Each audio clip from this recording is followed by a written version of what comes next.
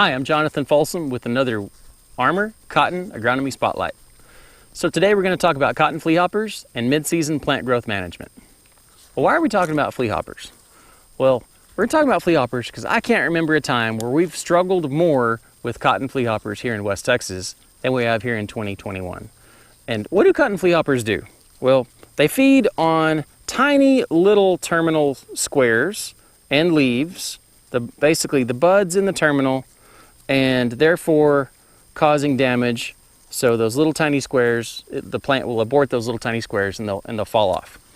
Now, that's not too big of a problem in most of West Texas because growing season's long enough. We've got plenty of time to add extra fruit, add extra squares, and you usually don't get enough rainfall or have enough irrigation water to support the extremely high yield conditions. So, you know, there's other limiting factors that'll come into play. So we're okay losing 10 to 20% of those squares.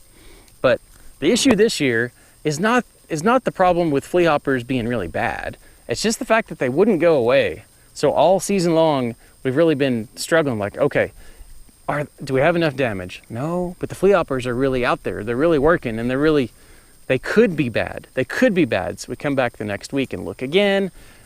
And it's from one week to the next. I mean, thank goodness they just never really got bad enough to treat most of the places.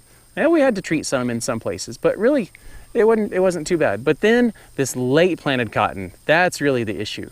So late planted cotton and cotton planted in shorter growing seasons, that's really where that dynamic changes. And you don't have a lot of extra time. You don't have any extra time for wasted growth, wasted fruit that you're okay to lose, so to speak.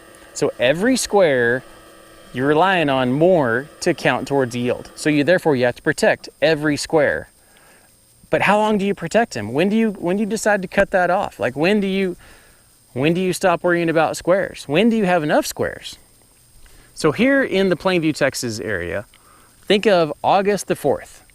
August the 4th is the last day for a cotton plant to add a new square, a new tiny little teeny tiny square, for it to add that square here on August the 4th and have time for that to bloom by August 24th, which we say is our last effective bloom date, which then therefore has a chance to become a harvestable boll.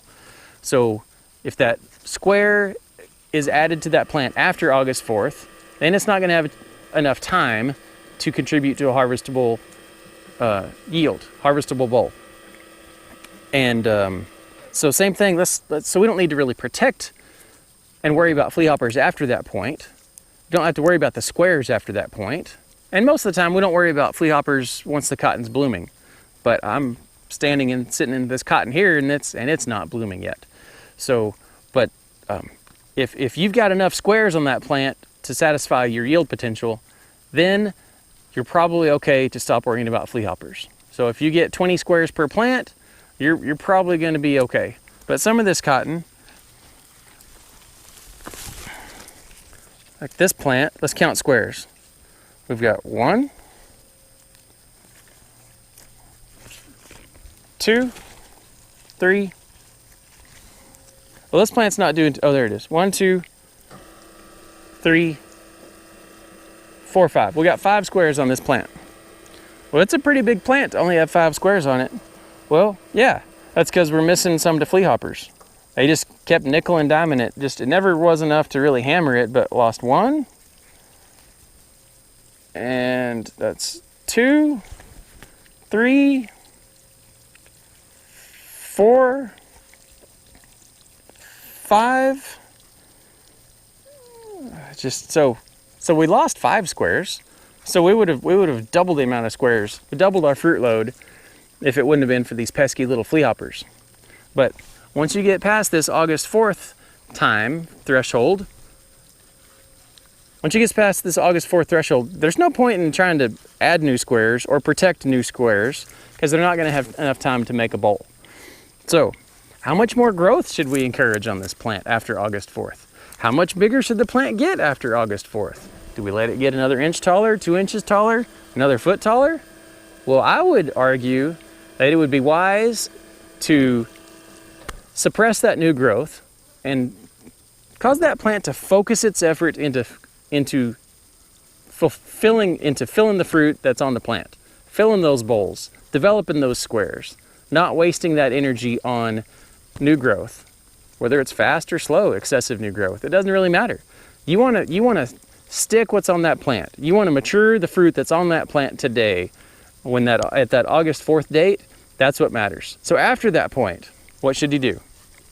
Well, I think you could be quite a bit more aggressive with your plant growth management, timing and rates. So be a little more aggressive with the rate of your mepiquat chloride.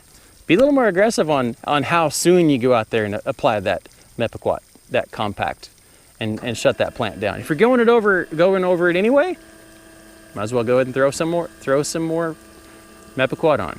So I'm Jonathan Folsom for Armor Cotton. Thank you for your business.